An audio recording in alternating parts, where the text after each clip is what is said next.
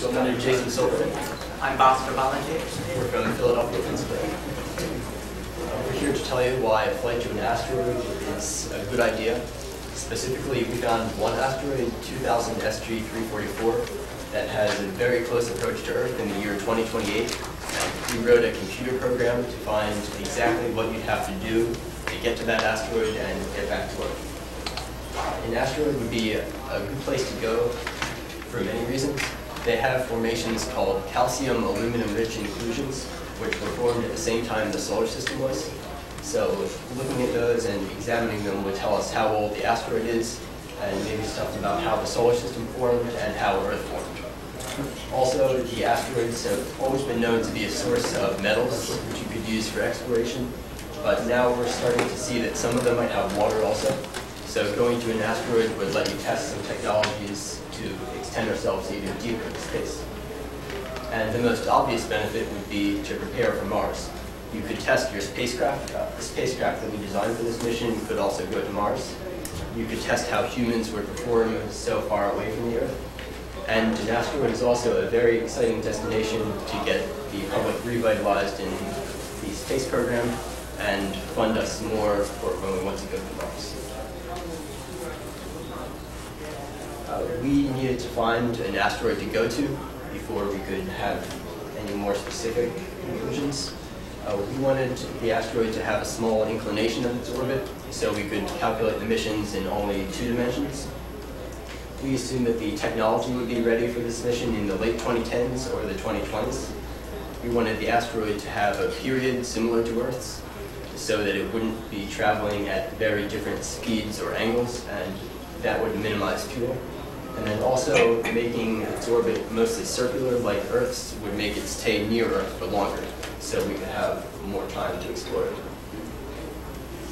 So we used NASA's JPL orbit simulator to find various candidates for the asteroid that we wanted to choose. A couple of them are here, and we recorded their close approach to Earth and their inclination and their size. A couple of them, as I said, are up here, but we found a better one in 2000 SG344. Right here. So as you can see, it has a relatively close approach to Earth in 0.0123 astronomical units. It also has a 0.97 year period, which means that that is very close to Earth's orbit as well.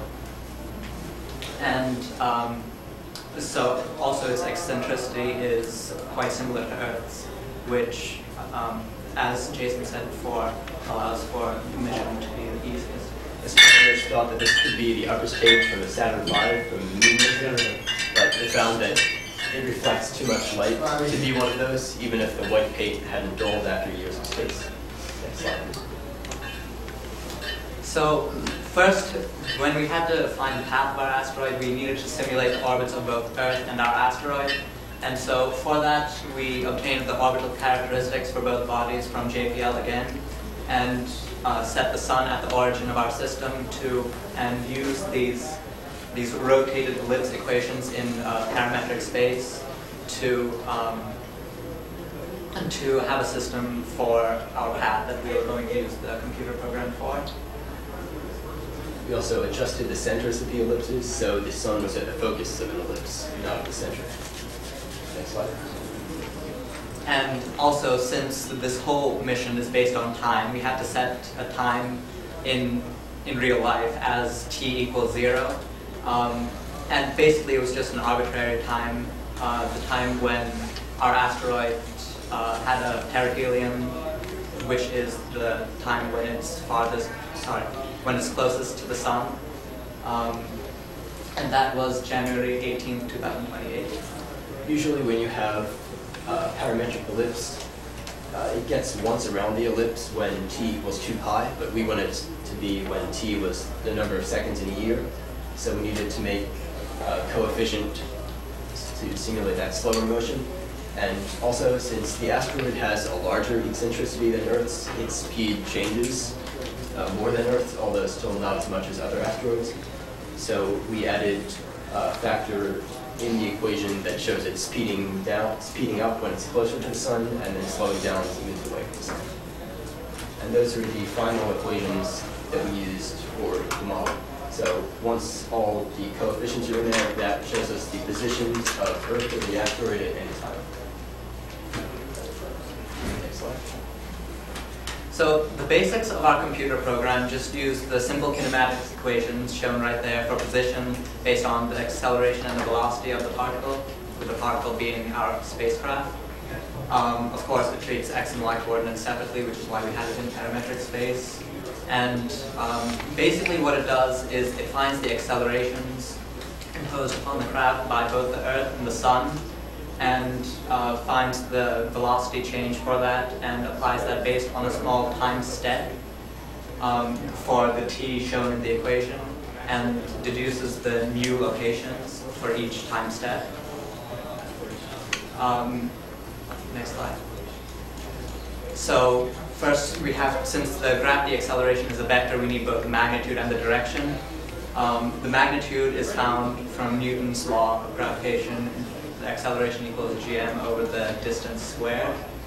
The radius easily found by the Pythagorean theorem, and using the angle that we had found from the sun to the craft and the Earth to the craft, we can put that magnitude vector into its x and y components.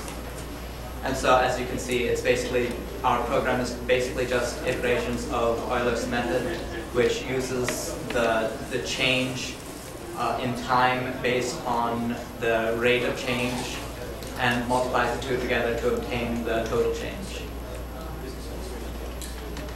And finally, what we had to find was, since we put the initial conditions for the craft relative to Earth, such as the initial velocity, the initial angle to Earth, and our system was sun-centered, we had to find the conditions relative to the sun.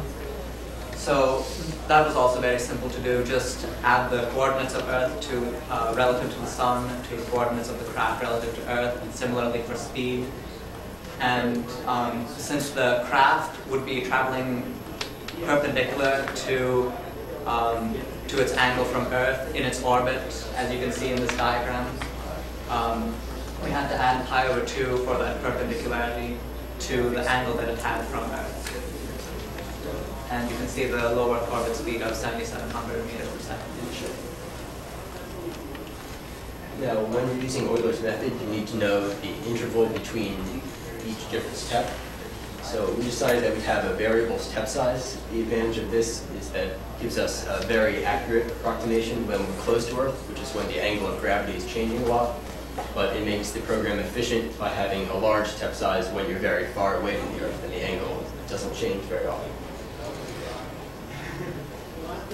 So when input the initial conditions, our program uses a trial and error method to test each initial condition and see if it brings the craft within a reasonable distance to the asteroid and with a reasonable velocity difference to the asteroid.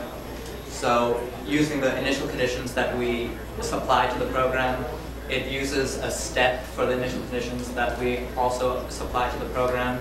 And once it has run one set of iterations, it obtains a new set of conditions to start a new set of iterations and follows through that. And whenever we have found one set of conditions that is desirable, we save that as a good result. There are some changes that were made to the program for the inbound journey when you're going from the asteroid to Earth. Now the craft and the asteroid start at the same position, and you have to add the vector of the asteroid to the craft to make it relative to the sun. Solution is now defined as the initial conditions that gets the craft back to low Earth orbit. And the objective of the inbound program is to minimize the delta V that you need, and that has two components: the burn to leave the asteroid and the burn to make your speed equal to the low Earth orbit speed. And to do that second part, you need to make your speed 7,700 meters per second perpendicular to the angle from Earth and 0 parallel to it. It wasn't possible to enter very large ranges of initial conditions and also have the small step sizes. our computer wasn't good enough for that. So we had to do a manual homing approach, where we would first enter very large ranges, like you see below, and also large text. And then as the results came into clearer focus, we narrow the ranges and lessen the text. So that's what we inputted into the program for the outbound journey. And this is what it gave us for the journey from the Earth to the asteroid. So that initial speed is only slightly above escape velocity.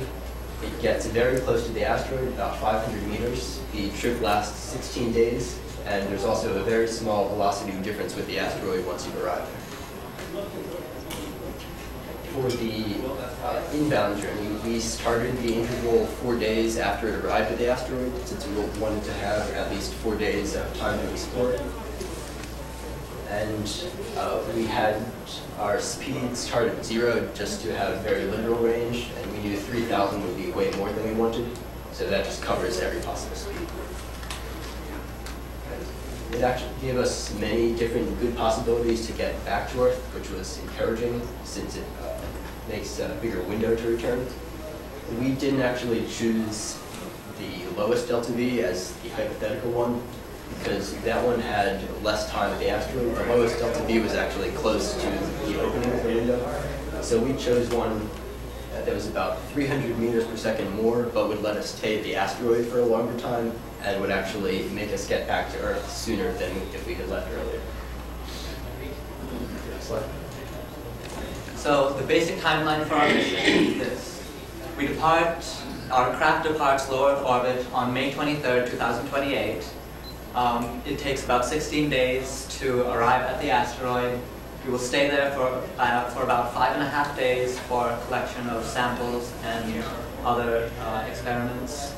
And then we will return to low Earth orbit in about 11.5 days. So a total of about a month, which is significantly lower mission time than the mission time will be for other proposed asteroid flights.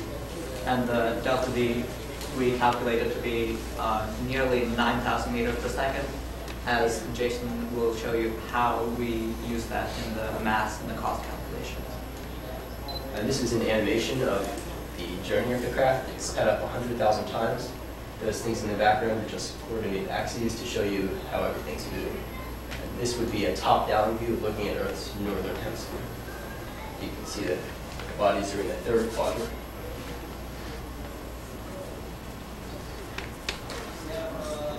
Everything's way out of scale there, so it's not actually crashing as well. Next slide. Now, we didn't want to stop with just finding how you get to the asteroid. We wanted to tell you exactly how difficult and costly it would be. So to do that, we used a well-known rocket equation. We chose to use the common fuel for in-space propulsion, liquid oxygen and liquid hydrogen. And we just plugged in our values to that equation you see and found that the mass ratio of the total mass with fuel of the ship to the mass without fuel would have to be about 7. We could have gotten that ratio down to below 5 if we had used the fuel with beryllium, but that fuel combination is more expensive, it's more toxic, and it's also harder to transport and store, so we decided to go with the easier fuel. If we had used those lower delta V's that we talked about earlier, we could have lessened the R value, even using the common fuels. But again, that would have let us stay at the asteroid for less, and the whole idea of the mission was to stay at the asteroid for a while, so we didn't do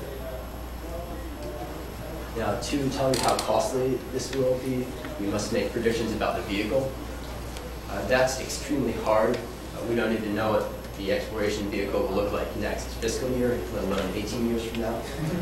But we had to do it anyway. We assumed an exploration module similar to Buzz Aldrin's idea, which has an airlock, which also can dock with the space station at the front, an inflatable crew module that stays in space forever after it's launched, a service module for consumables, and a chemical propulsion unit on the back. The airlock, we got the mask of the Poisk airlock on the International Space Station, which includes docking hardware also. The crew module, similar to the Sundancer that's being developed by Bigelow Aerospace. That can hold 3 crews, so that's how many people we have on our ship. The service module is especially difficult to predict the mass of, with all the advancements that might happen with certain budgets because of the closed-loop life support system research. but we just used some well-known estimates for how